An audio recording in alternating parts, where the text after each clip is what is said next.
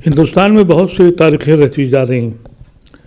ये भी रच दी गई कि कोर्ट के आर्डर को पुलिस नहीं मानेगी। ये तो कंटेम्प्ट ऑफ कोर्ट है कि आप कहते हैं कि आपके आर्डर को हम मानने से इनकार करते हैं। आपको मना नहीं किया, आप हाई कोर्ट जाइए, लेकिन ये आप कैसे कह सकते हैं कि मैं इस रिपोर्ट को, आर्डर को मानता नहीं हूँ। एसपी कहता है कि नहीं, ये गलत है, वो जज झूठा है, मैं सही हूँ। मुजरिम जो है वो अपने को बता रहा है कि साहब नहीं, मैं इंसाफ करूँगा।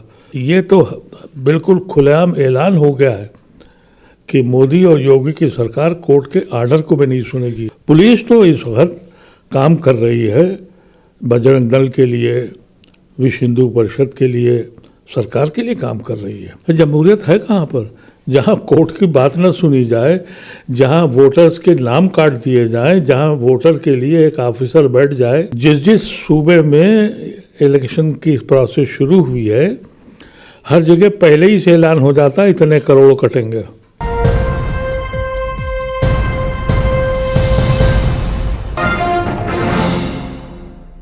आदाब, नमस्कार, मैं हूं शकील अहमद और आप देख रहे हैं न्यूज़ MX। अभी जिस तरह से संभल में 12 पुलिसकर्मियों पर FIR दर्ज करने का लोअर कोर्ट के ज़रिए ऑर्डर किया गया, लेकिन SP ये कहते हैं बिश्नोई साहब कि हम FIR दर्ज नहीं करेंगे, इस मामले को लेकर हम हाई कोर्ट जाएंगे। लेकिन अगर इस तरह के कोई और मामले सामने आते हैं तो पहले FIR दर्ज की जाती है। आपको हक है, आप अपर कोर्ट जा सकते हैं, लेकिन FIR दर्ज करने से जिस तरह से इनकार किया जा रहा है और ये कहा जा रहा है कि बाकायदा इसकी इंक्वायरी हुई और इंक्वायरी में क्लीन चिट दी गई है पुलिसकर्मियों को। इसी मामले पर बात करने के लिए हमारे साथ मौजूद हैं पूर्व मेंबर ऑफ पार्लियामेंट मोहम्मद अदीब। अदीब साहब, क्या कहना चाहेंगे? बड़ी मेहनत के बाद लग रहा था कि पीड़ितों को इंसाफ मिलेगा, लेकिन FIR ही दर्ज नहीं हो रही। हिंदुस्तान में बहुत सी तारीखें रची जा रही हैं। ये भी रच दी गई कि कोर्ट के आर्डर को पुलिस नहीं मानेगी। ये हैरत ज़रा बात है। आपको मना नहीं किया, आप हाई कोर्ट जाइए, लेकिन ये आप कैसे कह सकते हैं कि मैं इस रिपोर्ट को, आर्डर को मानता नहीं हूँ।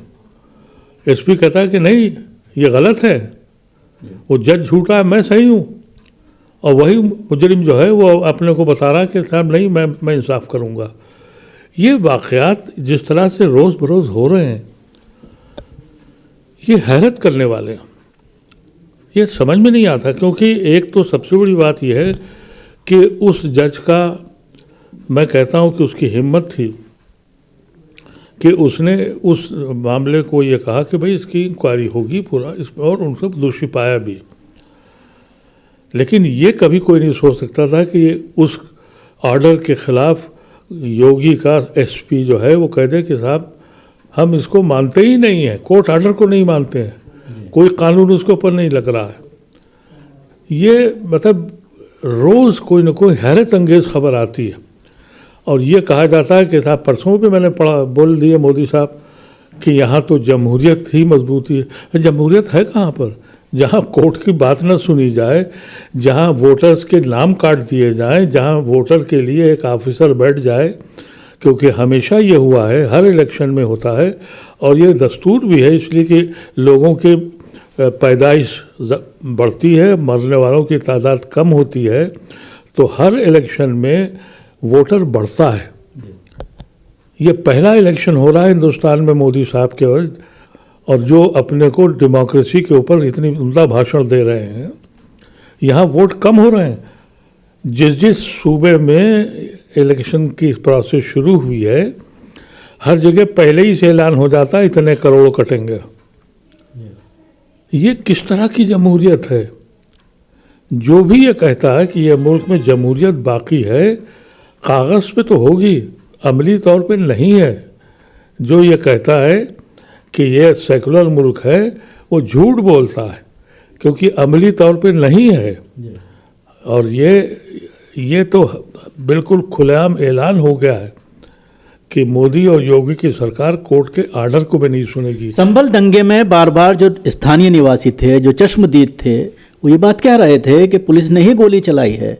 अब इस मामले में ये कहा गया कि संभल के कुछ बदमाश थे जिन्होंने फायरिंग किया, आपस में झगड़ा हुआ और इस तरह से उनको गिरफ्तार कर लिया गया, जमानतें नहीं हो रही हैं। तो इस एफआईआर के बाद उम्मीद जगी थी कि कहीं ना कहीं इंसाफ मिलेगा, लेकिन इस तरह के व्यवहार से पुलिस के, क्या ऐसा नहीं लगता कि और पुलिस को तक़वियत मिलेगी और फिर मुसलमानों को इस तरह से टारगेट किया जाएगा? नहीं, पुलिस तो इस वक्त काम कर रही है बजरंग दल के लिए, विश्व हिंदू परिषद के लिए, सरकार के लिए काम कर रही है।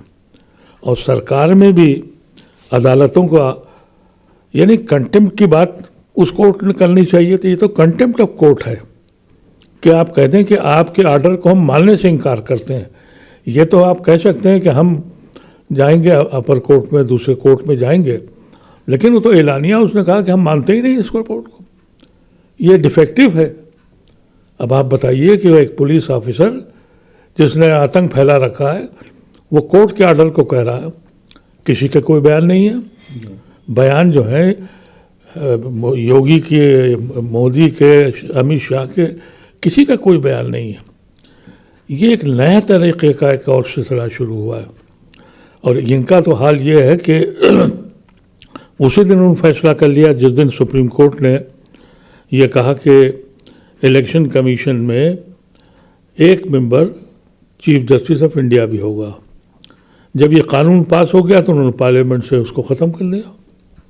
तो पहले ही से तय कर रखा था कि हम अपना बनाएंगे, तो हम तो कभी भी उसको इलेक्शन कमीशन नहीं कहते हैं, वो मोदी कमीशन है।